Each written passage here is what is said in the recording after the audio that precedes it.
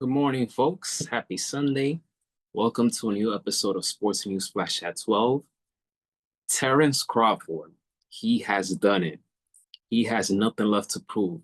He shut the critics and naysayers down. The 37-year-old, who soon will be turning 38, he was masterful. He was mesmerizing, unbelievable against a top great fighter in Saul Canelo Alvarez. He beat him, and now he is the undisputed super middleweight champion of the world. He's done it. He did it. He improved his record to 42-0. And if this is his last fight, which I doubt, then what a way to go out. What a sensational performance by Terence Crawford. This event sold out, Las Vegas. It streamed on Netflix. It brought out viewers. This event was game-changing. Crawford, he has been doubted. He has been disrespected.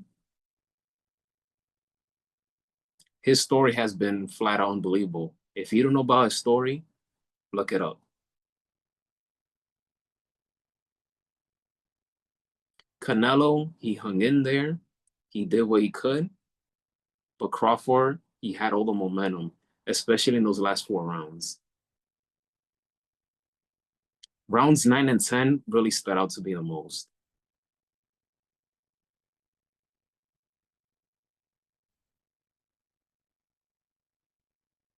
He came very prepared in this fight. After the fight, it was interesting that Canelo said that he feels that Terence Crawford is a better fighter than Floyd Mayweather.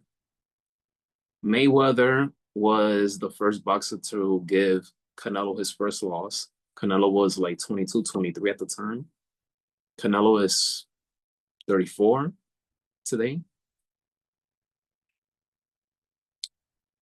For him to say that, I don't agree, but that's his opinion because he got in the ring with both men and he will judge by what he experienced fighting against both men.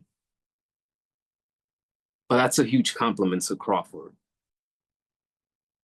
And man, this is a huge victory. I'm just glad that this fight happened.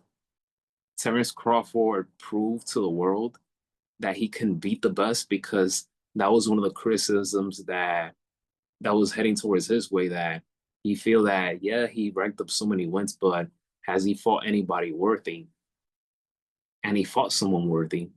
It's Canelo Alvarez, the top dog.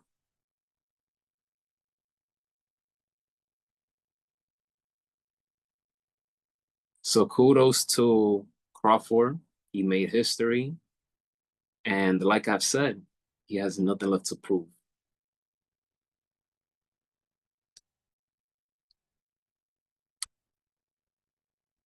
Anthony Rizzo, him alongside with Freddie Freeman,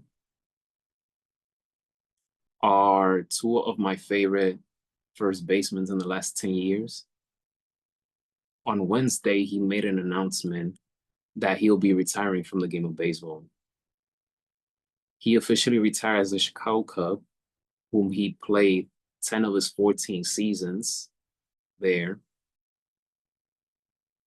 He was a 3-time All-Star, and he helped the Cubs win the World Series in 2016. 2016 is the best season of his career. He was in his prime. He put up MVP numbers, even though his teammate at the time, Chris Bryant, won the NL MVP, but he was sensational that year, Anthony Rizzo. Anthony Rizzo's story is also interesting. This a guy that overcame and fought cancer. I think it was Hodgkin's lymphoma when he was 17. And yesterday, he stole a show.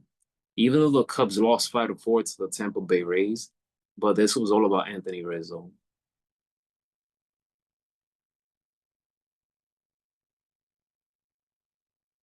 He's just one of those athletes that he's very hard not to like. Very likable person, brings a lot of joy to the game of baseball. He threw out the first pitch, and it was cool that he joined the fans. I think it was by left field. He sat by the bleachers with fans. He didn't catch, I think it was like a home run. He missed it, but he was happy just to be there. And then, he joined the Cubs booth. And by the seventh inning, he joined the crowd by singing, "Take me out to the ball game." That was just awesome. That was awesome. I like Anthony Rizzo, and I wish him nothing but the best in life, and life after baseball. Hopefully it's a good one. But yeah, man. 14 seasons. 2016 felt like yesterday. He was like 26 or 27 at the time. And it was also a joy to see him play for the Yankees. As a Yankee fan, it was a pleasure to see him playing in New York. In other news, Team USA's championship team, track and field, they were outstanding this weekend, especially Friday, I believe it was. They recorded it was a mix four 4x 400 meter, and this was on day one that they captured gold. So great, congratulations to Team USA. They performed well.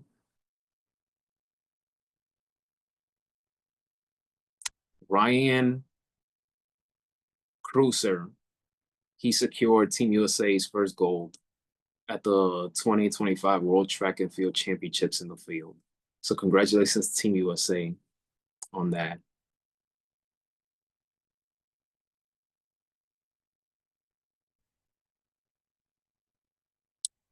Today we have a lot of NFL games. One of them is a Super Bowl rematch, Philadelphia Eagles versus Kansas City Chiefs. I think the Eagles will take that one. I feel that they are playing at such a high level right now. Kansas City Chiefs are off to a slow start, but it should be fun. The game will be at 4 p.m. The Miami Dolphins, they play against the New England Patriots, but I feel like they're one of the teams that had the lousiest week one. And now already after week one, they had a players only meeting.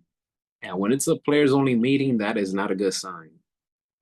So hopefully they could put that aside and try to earn their first win of the season at home against their division rival, New England Patriots. Everybody keeps talking about Jackson Dart. When is he going to start? When is he going to start? When is he going to start? I want to see Jackson Dart play, but he is not going to save the season, guys. The Giants' biggest problem is their offensive line. As long as that offensive line continues to get bad, doesn't matter who you put at quarterback, that's just not going to work. It's not. The Giants will play the Cowboys today. The Giants have a shot to win, but the Cowboys have had their number in these last few seasons. I picked the Cowboys to win, but it's not impossible of the Giants to win this game. So it may be improbable, but it's not impossible. So the Giants have a tough schedule, but this is what you have to do. You have to go through the good teams in order to win. So hopefully they take advantage of today's game and try to beat the Cowboys.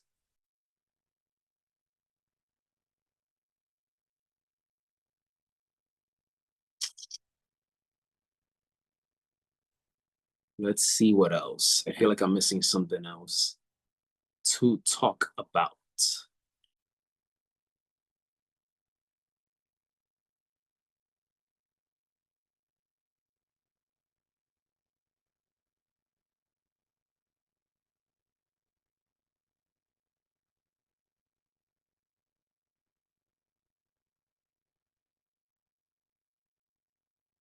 Oh yes, the NASCAR playoffs. Christopher Bell, he won 3 races this year, and yesterday he won round one of the playoffs, so he'll be moving on. Congratulations, Christopher Bell. He's one of my favorite NASCAR drivers, and you know, playoffs are here. Let's see who else will come through. As of yesterday's college football, I mean, I'll be talking more about this tomorrow on the double on the Triple M Journal YouTube channel tomorrow for the show College Football Time with Avery and Miguel. But I'm just gonna quickly say this: Texas A&M Aggies, they stunned Notre Dame on the road with a late touchdown, 41-40. It should have been 41-41 because Notre Dame, they missed the extra point. So Notre Dame is now 0-2 this season. Vanderbilt defeated South Carolina, but we're concerned for um Lenora Sellers for that hit for that hit. So let's see what happens with his status. But Vanderbilt won. This game, Clemson versus Georgia Tech, that was one heck of a game. If that crowd was rocking. That was one of the best games of week 3. But yeah, I'll leave right there. Stay tuned for the MMM Journal YouTube channel tomorrow at 7 p.m. for a college football time with Avery and Miguel, as we're gonna talk about me and Avery. We're gonna talk about everything that happened in week 3 of college football. So just tune in for that.